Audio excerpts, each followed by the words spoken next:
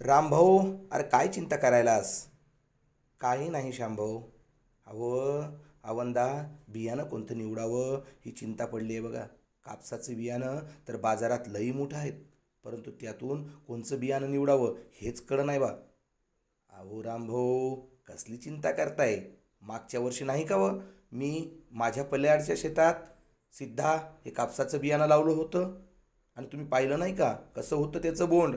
वेचणीसुद्धा तितकं सोपं होतं, म्हणून तर मला गावातलं मजूर लगेच कामाला भेटत होतं. म्हणून सांगतो, तुम्हीसुद्धा आवंदाच्या हंगामाला सिद्धा हेच बियाणं वापरा. मी माझ्या सर्व रानासाठी फक्त आणि फक्त नंदिनी सीडचं सिद्धा बियाणं लावणार आहे.